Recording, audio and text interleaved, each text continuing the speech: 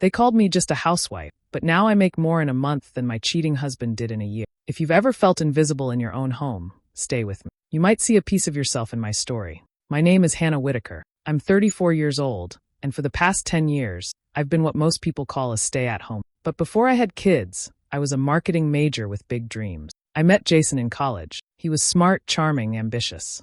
We got married when I was 24, and when he landed a promising job at a logistics firm, I gave up my first job offer to support him. We'll build something together, he said. I believed him. Fast forward a decade later, and our life looked picture perfect on the outside. 2 beautiful kids, a neat house in a quiet Ohio neighborhood, and Jason moving up at work. But inside our home, something felt off. Jason had slowly changed. Or maybe I had just started seeing the truth. He began brushing me off during conversations, especially if I ever brought up money or ideas for myself. You don't need to worry about that, he'd say, waving a hand like I was a child. When I mentioned maybe starting a baking business one day, he laughed. That's cute, he said. But just focus on the kids, okay? I swallowed those words, like I had so many times before. Then came the late nights. He said it was work. I believed him at first. But even the kids noticed he was barely around. Eli asked one night, "Is Dad mad at us?" And that broke something in me. The final straw came one afternoon when I walked past our bedroom and heard Jason on a call. I don't think he knew I was home yet. His voice was low but clear. She's just a housewife. She doesn't need to know anything. Just a housewife. The words hit me like a slap. That's how he saw me. Not as a partner, not as the mother of his children, not as someone who'd given up her dreams for his, but as someone who didn't need to know. As if I were furniture. I didn't say anything that day. I quietly walked back to the kitchen, took a deep breath, and started thinking. Maybe I had been silent too long. Maybe it was time I remembered who I used to be, before Jason made me small. And maybe, just maybe, it was time I started building something of my own. In the beginning, our marriage felt like a dream. Jason was attentive, charming, and always full of big plans for our future. I was proud to be by his side. We talked about kids, building a life, and someday me starting my own baking business. One day, he'd say, smiling, but let's focus on my career first. I agreed. I believed we were a team. But over time, I began to disappear. At first, it was small things, Jason making decisions without asking me, brushing off my thoughts with a laugh. If I ever brought up starting something of my own, he'd raise an eyebrow. Where would you even find the time? He'd ask. It's not like cupcakes pay the bills. The way he said it always made me feel foolish, like a child with a silly hobby. I stopped talking about it. I stopped dreaming out loud. Years passed, and the silence between us grew. I poured myself into the kids, the house, keeping everything running. Jason worked more, stayed out later, and stopped pretending to care about what I thought. I'd mention something, like how the kids were doing in school or an idea I had, and he'd shrug or barely respond. My friend Maggie noticed. She was one of the few people who really saw me. A single mom and nurse, Maggie had always been real and honest, even when it hurt. One night, while we were folding laundry and sipping tea, she looked at me and said, "You know this isn't normal, right? The way he talks to you. You're not crazy." I wanted to defend him. I wanted to say it was stress or work, or that he didn't mean it. But I couldn't. Then one afternoon, while paying bills, I saw something strange on our credit card statement. Charges from fancy restaurants, hotel stays, and a jewelry store. My birthday had passed months ago. I hadn't received a thing. My hands shook as I held the paper. That night, I showed Jason. He didn't even flinch. Instead, he scoffed, rolled his eyes, and said, "You're paranoid, Hannah. This is what happens when you sit at home all day with too much time on your hand. You're making something out of nothing." I said nothing after that. Just nodded. Later, I locked myself in the bathroom and cried. Not just from pain, but from anger, from shame, from the realization that he'd stopped seeing me a long time ago. That night, something changed. I wiped my tears, stood up, and told myself, no more. A week after that night in the bathroom, I found something that made my heart drop. Jason had left his old iPad on the kitchen counter. It was covered in dust, like it hadn't been touched in months. I almost walked past it, but the screen lit up. His messages were still synced. Curiosity mixed with dread, I opened the app. At first, it was innocent. Text to coworkers, a few jokes, even reminders. But then I saw her name. Tara. My stomach turned. Tara and I had been friends in college, once inseparable. She was bold, loud, always the center of attention. We drifted apart after graduation, and the last I heard, she was working as a local realtor. She'd even helped us tour homes back when we were searching. I never thought anything of it. Until now. The messages were constant. Flirty at first, then personal, too personal. Photos, videos, late-night conversations filled with things I wish I could unsee. But it wasn't just the betrayal. It was what they said about me. She still thinks she's gonna start that muffin business, Tara had written, followed by a laughing emoji. Jason replied, she's a sweet girl, but she's just a housewife. Always dreaming, never doing. I felt a sharp sting in my chest. My hands trembled, but I kept reading. They talked about our home like it was theirs. About the kids like they were an inconvenience. And about me like I was nothing more than a naive background character in their little game. I sat there frozen for a long time. It wasn't just the affair. It was the way he stripped me of my dignity in front of someone who used to know me. Someone I once called a friend. Later that evening, I called Maggie. I didn't cry. I didn't scream. I just said, I need your help. She came over immediately. I showed her the messages, the pictures, everything. Without a word, she pulled out her phone and began taking clear photos, sending them to my private email. You need a record, she said firmly. Part of me wanted to storm into the living room and throw the iPad at Jason's face, to scream every truth and watch him try to lie his way out of it. But I didn't. Instead, I turned it off, wiped my eyes, cleaned up the counter like nothing had happened. When Jason walked in a few minutes later, still on his phone, I smiled at him. Dinner in 10, I said softly. He didn't look up. Sure. I nodded and turned back to the stove. In that moment, I made a decision. I would not let my anger be loud. I would let my silence build something stronger. Let him think I was still the fool. Still the nobody with muffin dream. He had no idea what was coming. Hannah waited until Jason left for another one of his late-night meetings before pulling out the notebook she'd hidden behind the cereal boxes. Inside were sketches, ingredient lists, and cost breakdown. For weeks, she'd been quietly planning, and now it was time. She took a deep breath and opened the small savings account she had kept secret since their wedding. It was gift money from her grandmother, a little birthday cash she'd quietly tucked away each year, never spent, just in case. This was her, just in case. Hannah registered a simple name, Whisk and Will. It was soft and strong at the same time, like she was becoming. Her first batches were small. She baked at night, in silence, while the kids were asleep and Jason was out with Tara. Cookies, muffins, mini loaf cakes, classic flavors with unique twists. Maggie offered to bring samples to the hospital break room. If the nurses like it, she said, they'll talk. Nurses talk more than anyone. They did. Soon, Maggie called saying 3 nurses wanted to place personal orders. Then a receptionist asked if Hannah could cater a birthday. It wasn't long before a barista at a local coffee shop called to ask if she could stock 10 boxes of pastries for the weekend. Hannah was stunned. Her kitchen became a quiet factory, flour, eggs, butter, and hope flying into bowls. She baked through the night, packaged orders with handwritten thank you notes, and delivered before sunrise. Word spread faster than she imagined. She never bragged. She didn't even mention it at dinner. Jason still looked at her like she was invisible. Still made little comments like, maybe you should watch a few YouTube videos on how not to burn toast. He laughed at his own jokes, never noticing her hands smelled like vanilla and exhaustion. But that was fine.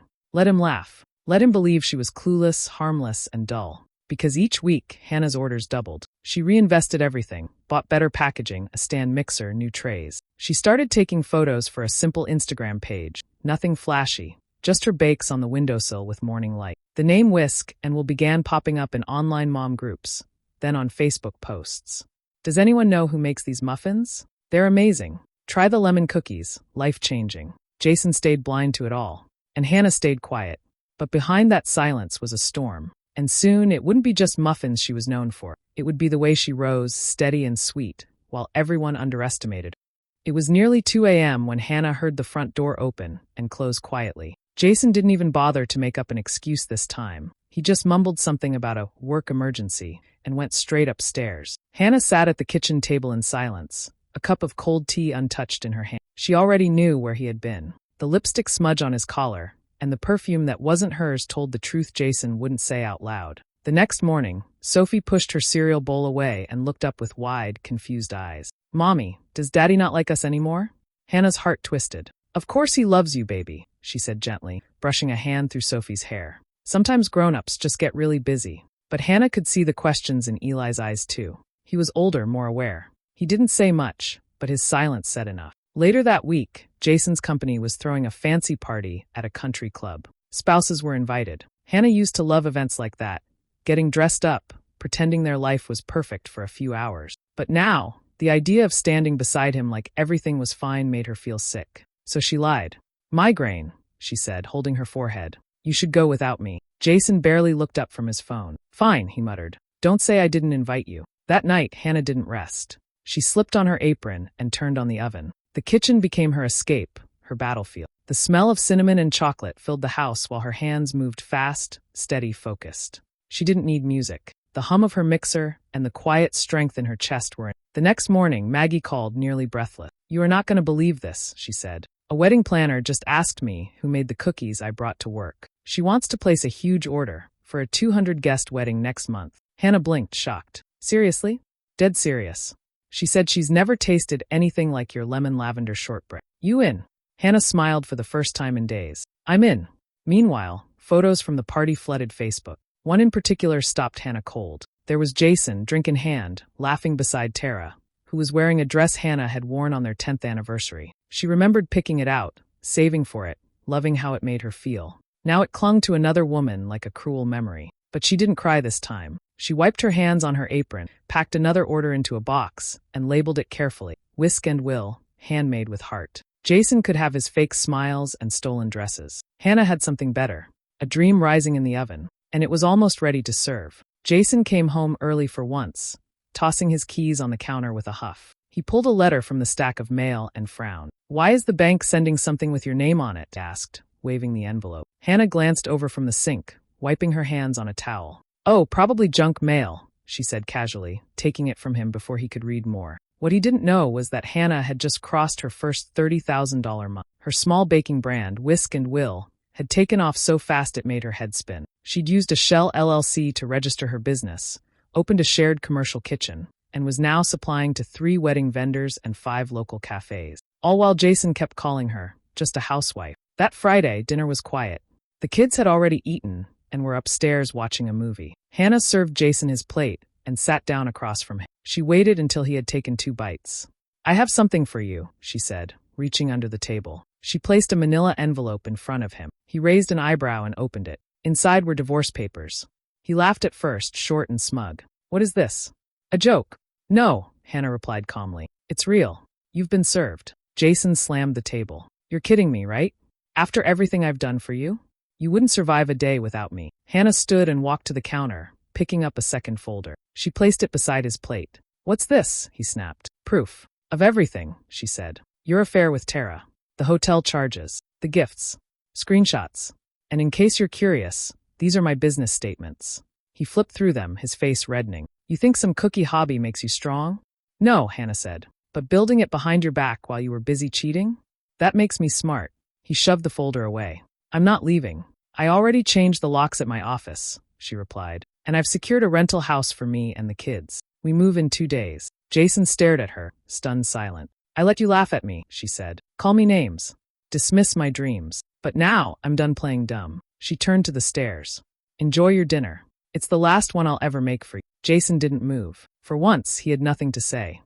The courtroom was colder than Hannah expected. Not the temperature, just the way everything felt. The silence before the judge entered. The way Jason avoided eye contact. The way Tara was nowhere to be seen. Jason sat on the opposite side, jaw tight, eyes full of the same arrogance he always carried. His lawyer painted a picture of a woman who suddenly came into money and might be hiding something. He claimed Hannah's mental state was unstable, that her business was suspiciously successful, and that the kids might not be safe under her full-time care. Hannah sat quietly, letting her lawyer handle it. Her attorney was sharp, calm, and well-prepared. She started with documents showing every credit card statement Jason had hidden. Hotel bookings, jewelry purchases, messages from the forgotten iPad, every love you sent to Tara, every joke at Hannah's expense.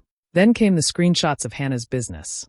Registered legally, taxes paid, customers happy. Testimonials from cafe owners, invoices from wedding planner. Even a short letter from Maggie, confirming the late nights Hannah spent baking. Not partying, not neglecting, working. The judge listened carefully. Jason's expression changed from smug to confused to cornered. When Jason took the stand, he stammered more than he expected. He tried to sound confident, but his version of the story didn't hold. He said Hannah was obsessed with proving herself. The judge only raised an eyebrow. Then Hannah stood. She didn't cry, didn't yell. She spoke clearly, respectfully, and directly. She talked about the years she gave to the marriage, how she stepped back from her career, raised their kids, ran their home, and loved him through all of it. How she stayed quiet even when disrespected. How she worked in silence because it was the only power she had left. Not to hide, but to survive. The judge made his decision that afternoon. Custody would be split.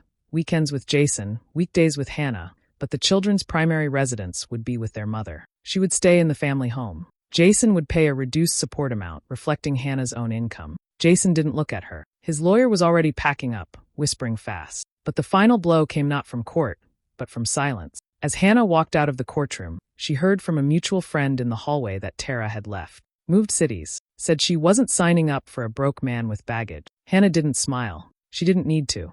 She walked out steady, her heels clicking on the marble floor, shoulders back, head high. Not just a housewife anymore, but a woman who had been broken, rebuilt, and stood tall again. The smell of warm vanilla and buttercream had become part of Hannah's everyday life now. It wasn't just a scent, it was her freedom. After the courtroom battle, Whisk and Will didn't just grow, it exploded. A local wedding guest had written a glowing blog post about Hannah's desserts, and overnight, her inbox flooded with orders. The feature was picked up by a small news channel, and suddenly, Hannah wasn't invisible anymore. She kept going, not for revenge, but for herself, for her kids, for every woman who was ever called just a housewife. Inspired by her own journey, she launched a new product line. Not just a housewife. Meal kits designed for busy moms who were doing it all. Easy dinners, handmade spice mixes, and baking kits for kids. The idea resonated and orders came pouring in. Her website traffic doubled, and local stores wanted to stock her kits. Every afternoon, Eli and Sophie would rush in from school,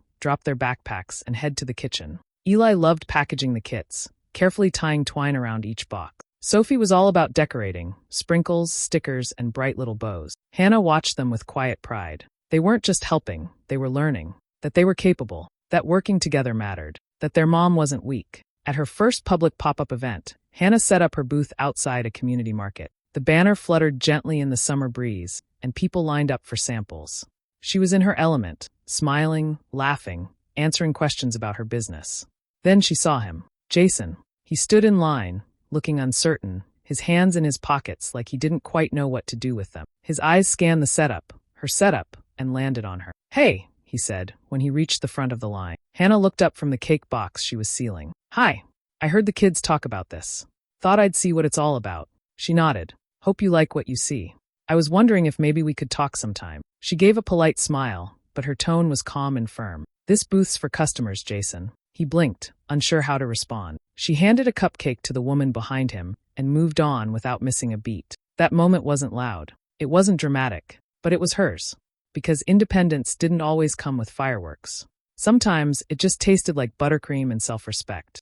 The text from Tara came in on a quiet Wednesday morning. "Hey Hannah, I know I don't deserve a response, but I wanted to say I'm sorry. For everything. I didn't realize how deep I was in until it all fell apart. You didn't deserve any of it." Hannah read the message once, then again. She stared at it for a moment, not angry, just done. She didn't delete it, but she didn't reply either. Some things didn't deserve closure. Some people had already said enough. Meanwhile, Jason's world was crumbling. His alimony request had been denied flat out. The judge had laughed at the suggestion, considering the evidence of his infidelity, financial manipulation, and Hannah's clean, strategic rise. His company was laying people off. Rumors were floating around that he might be next. Hannah didn't dig into it. She didn't need to. She had moved on. Her business was thriving beyond what she imagined. What started in her tiny kitchen now operated out of a bright, shared space she'd designed herself. But the best part?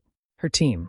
It wasn't made of corporate professionals or fancy resumes. It was made of women just like her. Stay-at-home moms.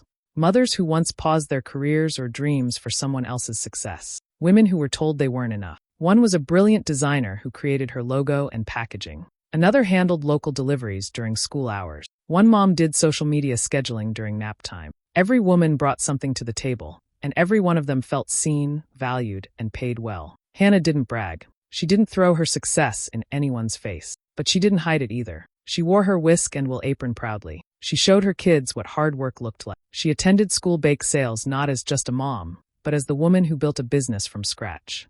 When people asked about her journey, she told the truth, but without bitterness. Just facts. Yes, her marriage had crumbled. Yes, she'd been cheated on, lied to, disrespected. But no, that didn't define her. What defined her was every cupcake box sealed with care, every woman she hired, every night she stayed up filling orders while her kids slept down the hall. Sometimes people whispered. Some praised her. Some pitted Jason. She didn't care. One morning, while sipping her coffee and watching Sophie pack meal kits, Hannah realized she hadn't thought about Tara or Jason in days. And that was better than revenge. It was peace. The month ended with numbers Hannah could hardly believe. over $200,000 in sales. No big party, no champagne. Just her kids, Maggie, and a quiet dinner with pizza on paper plates, laughter echoing through the house that once felt like a prison. Sophie decorated cupcakes with extra sprinkles while Eli carefully sealed a shipping box. Maggie raised her slice like a toast, grinning. To just a housewife, who apparently runs a baking empire now. Hannah laughed, but her eyes shimmered. Not from sadness. From something she hadn't felt in years, pride. Real, earned, deeply rooted pride. A few days later, a local radio station invited her in. The host had been at a wedding where her desserts were served, and the buzz around Whisk and Will had reached every corner of the community. "So, Hannah," the host said, smiling behind the mic, "you're a local celebrity now. $200,000 in a month, growing faster than any food startup we've seen. What's your secret?" Hannah leaned in, calm and steady. She didn't rehearse what she'd say.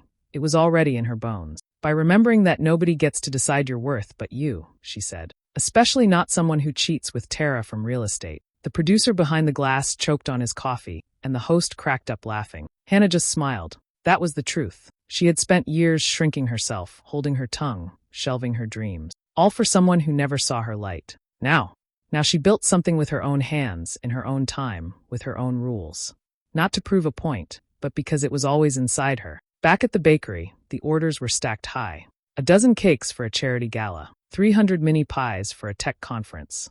Meal kits packed and labeled. Her team moved like clockwork. Moms juggling jobs and pickups and dreams, all in sync. Hannah grabbed a box headed to a repeat customer in Chicago. She pulled out her favorite pen and wrote on the side with care. Not just a housewife. Eli and Sophie were by the van, loading the last few boxes. Maggie stood nearby, laughing as she tried to untangle a pile of aprons. The sun was setting, casting golden light on everything they had built. No glitter, no vengeance.